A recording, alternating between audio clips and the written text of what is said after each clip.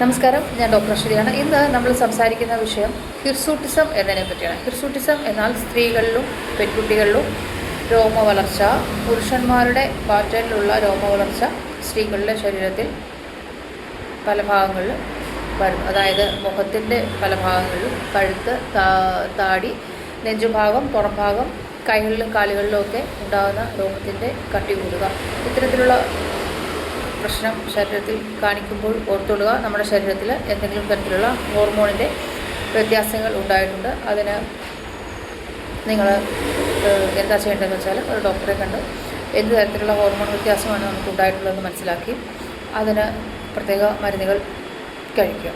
ഈ ഹോർമോൺ വ്യത്യാസം ഉണ്ടാകുന്നതിന് പല കാരണങ്ങളുണ്ട്, ഒത്തിരി കാരണങ്ങളുണ്ട്. നമ്മുടെ പ്രധാനമായിട്ടും പറയേണ്ടത് നമ്മുടെ ലൈഫ് സ്റ്റൈലിൽ ഉണ്ടാകുന്ന ചേഞ്ചസാണ്.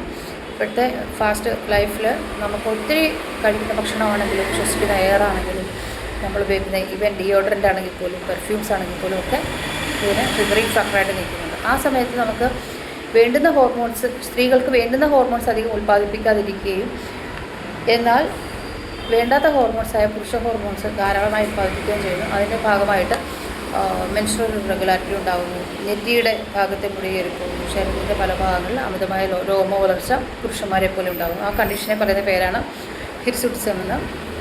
അതിന് നമ്മൾക്ക് വളരെ ലളിതമായ ചികിത്സയാണ് ഹോമിയോപ്പതിയിലുള്ളത്. ഇൻറ്റേർണലി കഴിക്കാനുള്ള മരുന്നുകൾ തന്നെയാണ് അതിനുള്ളത്. ഉള്ളിൽ മരുന്ന് കഴിച്ച് ഈ രോമത്തിൻ്റെ തിക്നെസ് കുറയ്ക്കുകയും ഇവിടുന്ന് പോകുന്ന നെറ്റിയുടെ ഭാഗത്തു നിന്ന് പോകുന്ന മുടി തിരിച്ചു വരികയും ഒക്കെ ചെയ്യുന്ന ടൈപ്പ് മരുന്ന് ലഭ്യമാണ്. ഒപ്പം തന്നെ എന്ത് തരത്തിലുള്ള ഹോർമോൺ വ്യത്യാസമാണ് ശരീരത്തിലുണ്ടായെന്ന് കണ്ടുപിടിക്കുകയും അതിനുള്ള മരുന്ന് കൊടുക്കുകയും ചെയ്യുന്നതാണ് ഹോമിയോപ്പതി ട്രീറ്റ്മെൻറ്റ് പ്ലാൻ എന്ന് പറയുന്നത്. അപ്പോൾ ഹിർസൂട്ടിസം കൊണ്ട് നിങ്ങൾക്ക് എന്തെങ്കിലും പ്രശ്നം ഉള്ളവരാണ്, നിങ്ങളുടെ ഫ്രണ്ട്സിലോ നിങ്ങളുടെ സർക്കിൾ ആർക്കെങ്കിലും ഉണ്ടെങ്കിൽ ഈ വീഡിയോ ഷെയർ ചെയ്യുക, അവർക്ക് ഉപകാരപ്പെടട്ടെ. Thank you.